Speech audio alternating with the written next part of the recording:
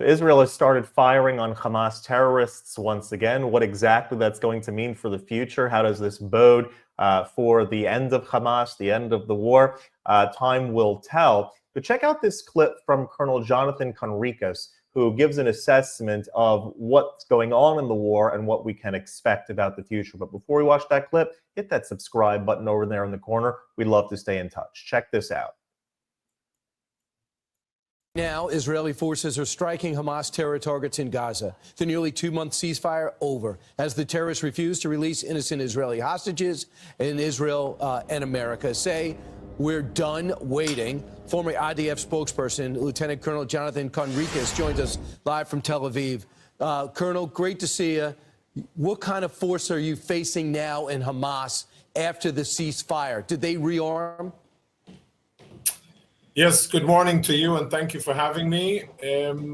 What we're seeing on the other side is a Hamas that is refusing to release 59 Israeli hostages. 24 of them are presumed alive, including one live American, and the rest are Israelis and from other nationalities.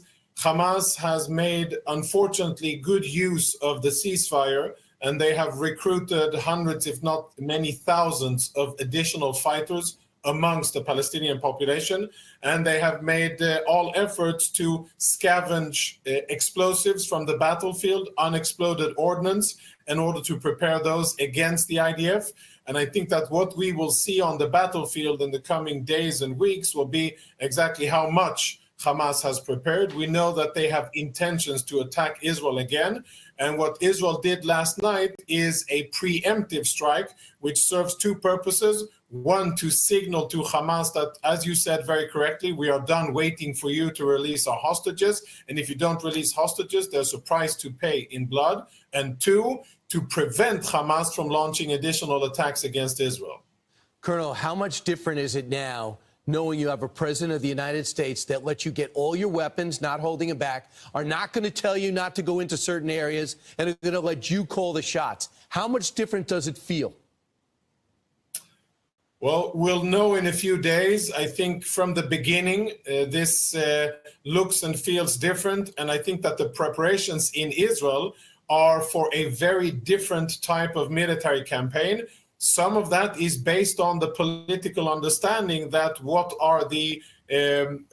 will Israel be allowed to do by its allies and friends around the world, and most importantly by the US. And I think that the Israeli plans, and Israel has signaled that, is that Israel is going to take the battle to Hamas and make them feel pain like we haven't done before, including using all tools available for the state of Israel against Hamas and everything that supports Hamas. And of course, that wasn't available for Israel in the past, and that prevented Israel from conducting decisive warfare, and that unfortunately extended the fighting. It extended the suffering unduly. True.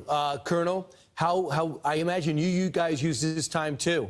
You got satellites, you have surveillance, you're seeing how people moved in times of peace. You were able to maybe go to school on where those hostages came up from, and maybe you understand sensitive sites better than ever before.